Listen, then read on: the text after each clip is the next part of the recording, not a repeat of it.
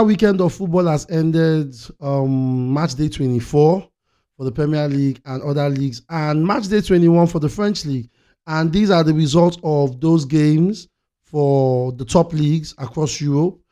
Yeah, I would say it was a really good football week, but there's a lot to talk about as it pertains to so many things, which we'll be diving in. Here are the results of the fixtures that took place within the week, although it ended yesterday. But here are all the fixtures and their match results that took place within the week. Now, let's talk about Barcelona this season. It's no news that we are having a bad season.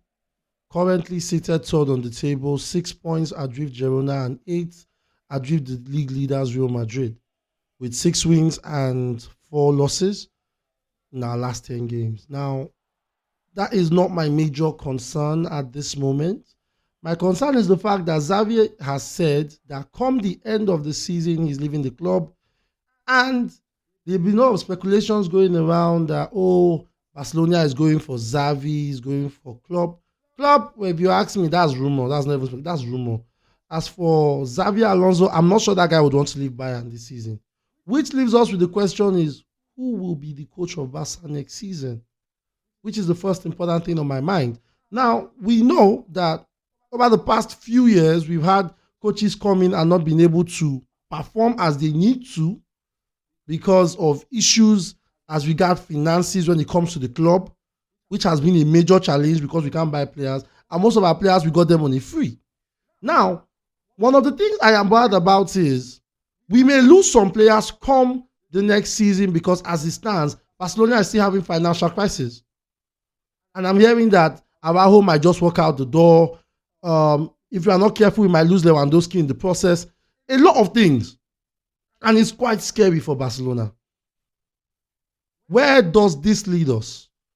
Do we have a plan moving forward? I don't know. This might just be, from now till the coming season, one of our worst seasons yet. And it's really scary. On the play side, the players has been average this season. Very average. I will not lie. Barcelona, the players in Barcelona right now has not played at the level we have known them to play. Pedri has been bad. Frankie de Jong has been bad. Even Lewandowski has been bad. The worst of all is Araujo.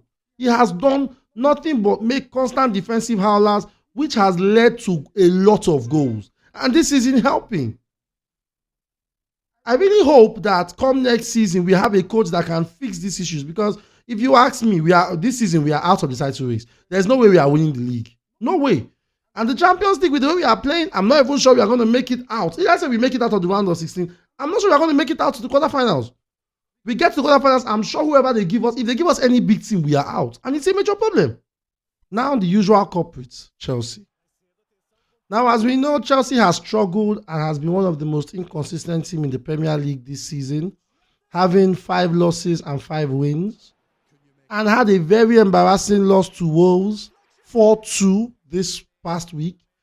And the question on everyone's mind is, I'm sure a lot of people are asking the question just as me, should Pochettino still be the coach of Chelsea come next season?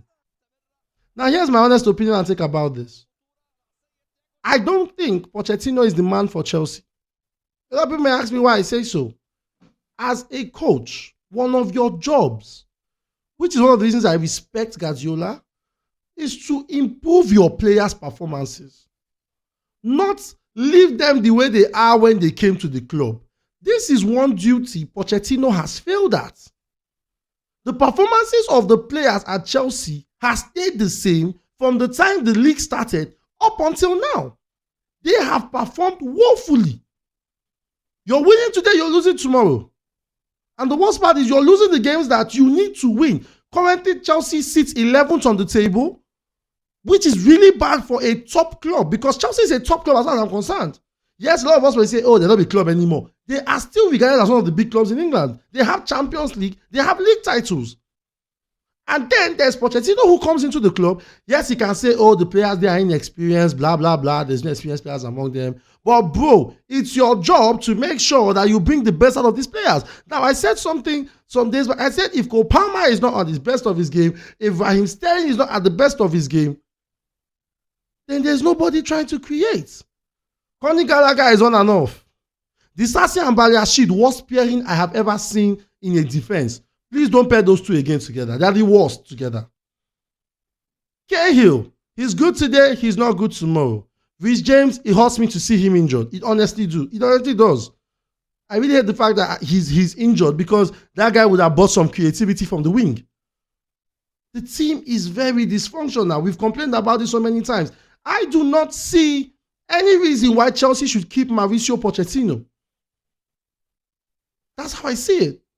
Now we're going to Manchester United. Well, shout out to Manchester United. They've had back-to-back wins against Wolves and against West Ham, which gives them 5 wins in 10 games. I think 3 draws and 2 losses, which is not so bad, but it's not so good. Now we ask a question. Should Erik ten Hag still be the manager with this style of football he's playing? Now, let's rewind back a bit. If I remember this clearly, Mourinho was sacked because, according to Man United fans, he would pack the bus and play on the counter. Please, Man United fans, is that not what you're doing right now? Or am I the only one seeing this? Whereby Man United sits in, soaks in pressure, and waits for the opponent to lose the ball so they can play out a quick counter. Is that not what is going on? Or am I the only person seeing this? We need to come and start having these conversations. I said it when this man came into the club. I said, this guy is not a top coach. He came from the Eredivisie. Yes, Ajax was a good team, no doubt. But you cannot compare the intensity at the Premier League to that of the Eredivisie. Doesn't make any sense. Why are you sending this guy? But they ended up getting him anyway. And then he brought Anthony in. What did Anthony do? Nothing. 100 million wasted. Is that the guy that Man United wants to put in as their coach come next season with the performances that they are having, with the way they are playing? You sit back, soaking pressure and attack, and you do that against every team? No. Some things will pressure you to the point whereby you will make mistakes and they will score. This is a major concern for Manchester United. They need to look into this. And it's sad to know that Martinez will be out and we don't know for how long. They have a struggling defense and they're losing one of their best defenders. That is truly sad. The biggest game on the night yesterday, Arsenal-Liverpool. Tough game, intense game. Kudos to Arsenal. That was a top performance. They outplayed Liverpool in a lot of areas. And I will give credit to Arsenal because I didn't expect Arsenal to win that game, honestly. True to God, I didn't expect Arsenal to win that game. I felt that the game would end in a draw, knowing Liverpool that they had such good defensive stability amongst them.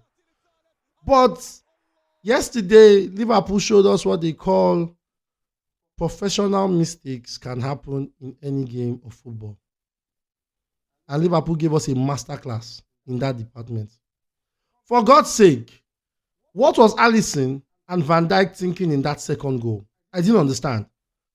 So Van Dijk ends up shielding Martinez on the ball. All Alisson needs to do is come out and catch the ball and play resumes. And all of a sudden, this goalkeeper ends up jumping. Bro, this is not Power Rangers. You are not about to morph into the Red Ranger. What are you jumping for? Jesus. And then there's the third goal. The right back is beating. Trossard is running towards the defense. Van Dijk is literally watching this guy come into the post until he gets close to Alisson and scores. Now, please, somebody ask me here, what was Alisson thinking? Bro thought he was in Pluto. Sad to say, Liverpool gave us one of the most disgraceful defensive performances since the season started. Now, to me, this is Liverpool's first official loss because that game against Tottenham, they were robbed. So that's a different story for another day. But the point is, Liverpool, you can't have Man City chasing you and losing these kind of games. If there's one thing we know about Man City, it's become a thing in the Premier League. When they climb top of the table, you're in trouble. Just forget the league title. Man City, when they climb that table, is gone. We all know that. And I don't know about you guys, but if Man City wins this year, the Premier League becomes a farmers league. It honestly becomes a farmers league because they will now have won it 4 times in a row, making it 9 in total in the span of 10 years. Crazy. Liverpool needs to do more if they want to win. Arsenal is known for bottling the league, so I can't say Arsenal can be able to win the league. And Man City, those guys are the guys I fear. And again, Man City will do what they always do. You fuck up, they will win titles.